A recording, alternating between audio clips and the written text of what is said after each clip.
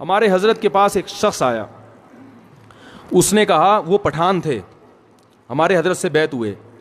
انہوں نے کہا کہ مجھے اپنی بیوی پہ چھوٹی چھوٹی باتوں پہ غصہ آتا ہے تو میں اس کو مارتا ہوں, بعد میں مجھے ندامت ہوتی ہے کہ یہ کیا ہو رہا ہے.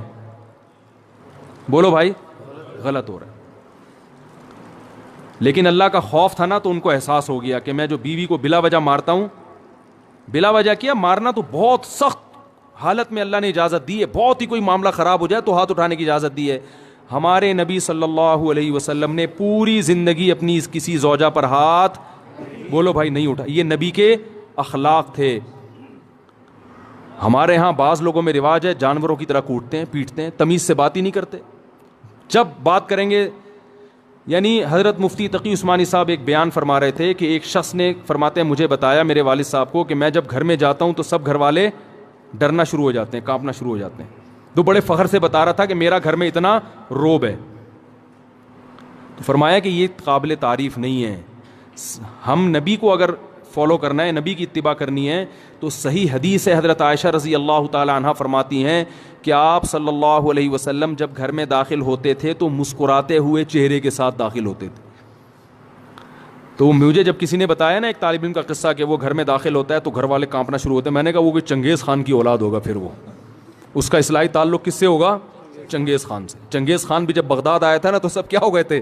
کانپنا شروع ہو گئے. تو بھائی ہم محمد صلی اللہ علیہ وسلم کی روحانی اولادوں میں ہیں, ہم چنگیز خان اور فرعون کی اولادوں میں نہیں ہیں. تو گھر والوں کے بارے میں بھی آپ صلی اللہ علیہ وسلم نے اخلاق بتائے ہیں. ہمارے ہاں جو طاقتور مرد ہوتا ہے وہ عورت کے حقوق پی جاتا ہے. وہ شریعت صرف عورت کے بارے میں جانتا ہے, اپنے بارے میں شریعت نہیں جانتا. کہ میں جو اتنا غصہ کر رہا ہوں بیوی کے اوپر, بلا وجہ بات بات پہ سختی کر رہا ہوں, کھانا تھوڑا دیر سے پک گیا تو اس کو مارنا شروع کر دیا, ڈانٹنا شروع کر دیا, تانے دینا شروع کر دیے, اس کے بارے میں بھی قیامت کے دن مجھ سے سوال ہوگا. ایک میں واقعہ سناتا ہوں پھر اپنی بات کو ختم کرتا ہوں. دیکھو, ایک صحابی نے اپنی ایک باندی تھی, عبداللہ ابن رواحہ رضی اللہ تعالیٰ عنہ, بڑے مجاہد صحابی تھے. عبداللہ ابن رواحہ بڑے مجاہد صحابی تھے. ان کی ایک باندی تھی, وہ باندی بکریاں چرایا کرتی تھی, ریوڑ لے کے جایا کرتی تھی.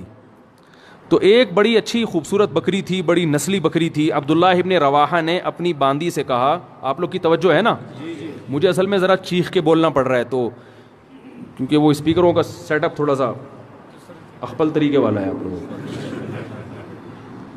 تو اتنا چیخ کے جو ہے نا آدمی پھر سنائی تو صحیح دے رہا ہے, لیکن وہ اس لیے دے رہا ہے نا کہ میں بہت چیخ رہا ہوں. بیان ہو رہا ہے چیخنے کے خلاف اور چیخنا مجھے خود پڑ رہا ہے. وہ ایک مولوی صاحب تقریر کر رہے تھے, میں ان کی تقریر سننے گیا, وہ بہت چیخ کے بول رہے تھے, حضرت علی نے فرمایا. وہ اتنی زور زور سے بول رہے تھے, میرے کان میں تکلیف شروع ہو گئی. میں نے کہا کہ حضرت علی نے کیا اتنی زور سے فرمایا تھا؟ ہے بھائی, بھائی جیسے حضرت علی نے آرام سے فرمایا تھا تو امام صاحب آپ بھی آرام سے ہی فرما دیں. تو آرام سے ہی بات کرنی چاہیے نا, چیخنا چلانا یہ شریعت میں پسندیدہ کام نہیں ہے. لیکن لاؤڈ اسپیکر ہی وہ آپ لوگوں کو شاید اتنا اندازہ نہ ہو سسٹم کا, تو اس لیے مجھے چیخنا پڑ رہا ہے بہت زیادہ. تو میں واقعہ سنا رہا تھا کہ بھائی دیکھو, ہمیں اپنے اخلاق بھی عورتوں کے ساتھ, جو گھروں میں خواتین ہیں نا, اس میں چنگیز خان بننے کی اجازت. میں آپ کو ایک بات بتاؤں, اگر ناراض نہ ہو, کراچی اور پنجاب میں مردوں کی شکایتیں آتی ہیں کہ بیویاں ظلم کرتی ہیں, اور بلوچستان اور کوئٹہ اور کے پی کے سے خواتین کی شکایتیں آتی ہیں کہ مرد ظلم کرتے ہیں. ہو سکتا ہے یہ غلط ہو, رپورٹ غلط ہو, لیکن کچھ تو حقیقت ہوگی نا اس میں, کیونکہ یہاں مردوں کی حکومت ہے اور اللہ کا بڑا فضل ہے, اس پہ اللہ کا شکر ادا کرنا چاہیے. لیکن مرد کے جہاں روب ہوگا تو مرد اس روب سے ناجائز فائدہ اٹھانا شروع کر دیتا, ناجائز فائدہ اٹھانا شروع. تو حضرت حکیم الامہ مولانا شرف علی تھانوی رحمہ اللہ تعالی نے لکھا ہے کہ مسلمان عورت کی یہ سب سے بڑی خوبی ہے کہ وہ جب اس کی شادی ہوتی ہے تو اپنے مرد کے علاوہ اس کی توجہ کسی اور کی طرف نہیں ہوتی. فرمائیے اتنی بڑی خوبی ہے کہ اس خوبی کے ہوتے ہوئے بیوی کی ہر خامی کو برداشت کر لو کہ یہ تمہاری ہے. جن لوگوں نے باہر ملکوں میں سفر کیا ہے نا, وہ یہ جانتے ہیں کہ وہاں عورت میں ہر خوبی ہے, مگر اس کے بارے میں یہ بھروسہ نہیں ہوتا کہ یہ صرف میری ہے یا میرے علاوہ اس کی کسی اور کی طرف بھی رغبت ہے. یہ بہت بڑا عیب ہے. تو مسلمان عورت میں اب تک الحمدللہ خیر غالب ہے, وفا کرتی ہے اپنے شوہر کے ساتھ. شوہر کو فالج ہو جائے علاج کرے گی اس کا, بھاگے گی نہیں وہاں سے. باقی آپ ذرا جائیں نا دنیا میں سفر کریں تو میاں جب تک کما رہا ہے, صحت اچھی ہے تو میاں ہے, ذرا سا مسئلہ خراب ہوا عدالت سے طلاق لی اور کسی اور سے شادی کر لی. ہمارے ہاں خاندانوں میں جب نکاح ہوتا ہے تو زندگی بھر کے لیے ہوتا ہے, جب تک کوئی بہت سخت مشکل نہ ہو طلاق کی طرف نہیں جاتے. تو یہ بہت بڑی خوبی ہے. تو کے پی کے سے اور بلوچستان سے جو شکایتیں آتی ہیں اس میں مردوں کی سختی کی شکایتیں آتی ہیں کہ مرد عورتوں پہ بولو بھائی ہاتھ اٹھاتے ہیں, چھوٹی چھوٹی باتوں پہ مارتے ہیں, تانے دیتے ہیں. آپ لوگ کے علاوہ کی بات کر رہا ہوں, آپ لوگ ناراض نہ ہوں. آپ لوگ کے علاوہ جتنے مرد ہیں جو میرا بیان نہیں سن رہے ان کی بات کر رہا ہوں کہ وہ بیویوں کو مارتے پیٹتے بھی ہیں, بلا وجہ چھوٹی چھوٹی باتوں پہ ڈانٹتے بھی ہیں. اور معذرت کے ساتھ اس میں دیندار اور بے دین سب برابر ہیں. وہ سمجھتے ہیں ہماری غیرت, ہم نے بیوی کو جو ہے نا ایسا دبا کے رکھا ہوا ہے, صحیح ہے نا, جب چاہے تھپڑ مار دیں کچھ نہیں کر سکتی. تو یہ غیرت نہیں ہے, یہ بد اخلاقی ہے. سب سے زیادہ روب محمد صلی اللہ علیہ وسلم کا تھا گھر میں, اور سب سے بڑا حق کس کا تھا؟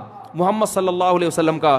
لیکن پوری زندگی آپ نے کسی زوجہ پہ ہاتھ نہیں اٹھایا. آپ کہیں گے کہ بھئی ان کی بیویاں اتنی فرما بردار تھیں, جو کہو کر دیتی ہوں گی. ایسا نہیں تھا, فرما بردار تو تھیں, لیکن میاں بیوی میں جو اونچ نیچ ہوتی ہے وہ ہمارے نبی کے گھر میں بھی ہوتی تھی. صحیح حدیث میں ہے کہ ایک مرتبہ آپ صلی اللہ علیہ وسلم اپنی بیویوں سے ناراض ہو کے 1 مہینے کے لیے گھر سے باہر چلے گئے. کیونکہ جب میاں بیوی کا رشتہ ہوتا ہے تو پیغمبر کا اور امتی کا رشتہ الگ ہے اور شوہر بیوی کا رشتہ الگ ہے. اور اللہ نے آپ کے گھر میں یہ واقعات اس لیے ہونے دیے تاکہ امت کو سبق ملے کہ بھائی اختلاف کے وقت کیا کرنا ہے. تو کتنا پریشان ہوئے ہوں گے کہ 1 مہینے کے لیے گھر سے غائب ہو گئے.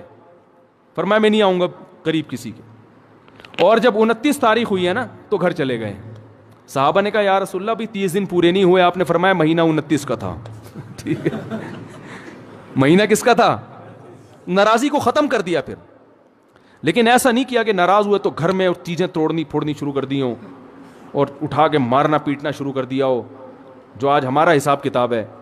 ہاں کوئی بہت ہی ٹیڑھی پسلی کی عورت ہے, بالکل ہی سدھرنے کا نام نہیں لے رہی, تو شریعت نے پھر مجبوری میں ہاتھ اٹھانے کی اجازت بھی دی ہے. لیکن ایسی عورتیں ہمارے معاشرے میں ان کا ریشو بہت کم ہوتا ہے, خاص طور پر ان علاقوں میں تو فرما برداری کا عنصر زیادہ ہے.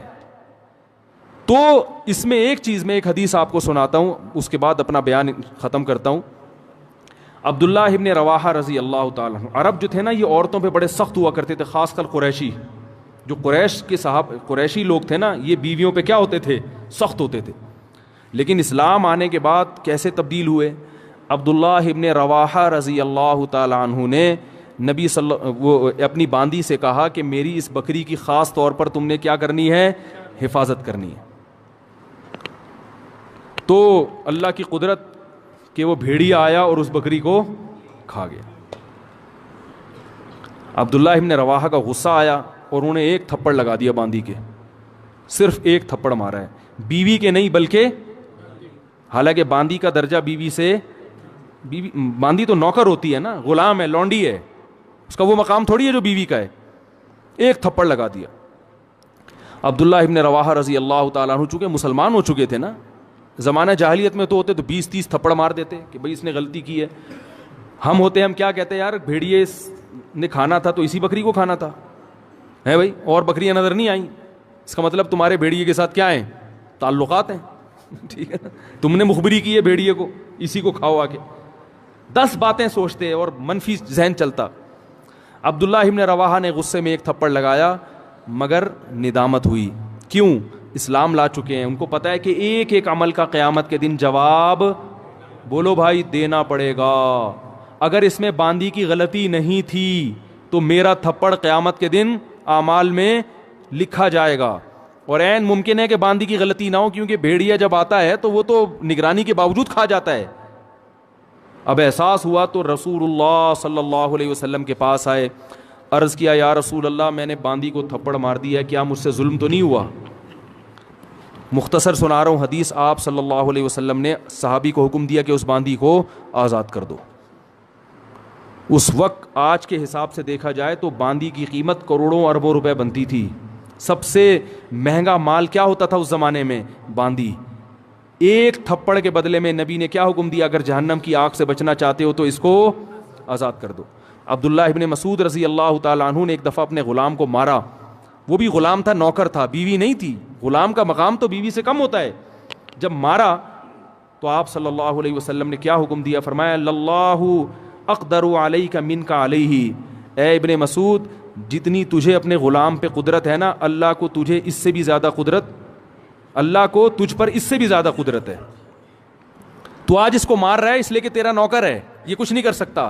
اللہ تیرے گناہوں پر اگر سزا دینا تو بھی کچھ نہیں کر سکتا، کیونکہ اللہ کو تجھ سے بھی زیادہ طاقت ہے. تو جیسے تو یہ چاہتا ہے کہ تیری خطاؤں کو اللہ معاف کرے، تو بھی اپنے ماتحتوں کی غلطیوں کو معاف کر.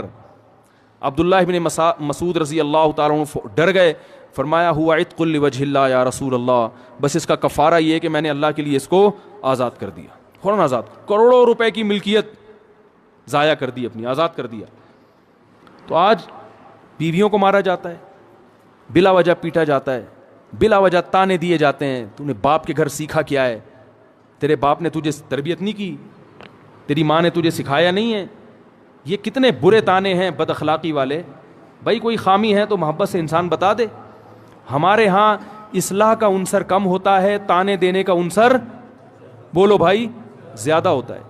تو بھائی یہ اگر آپ اس طرح سے کریں گے تو کل قیامت کے دن اس کا جواب اللہ کو بولو بھائی دینا پڑے گا.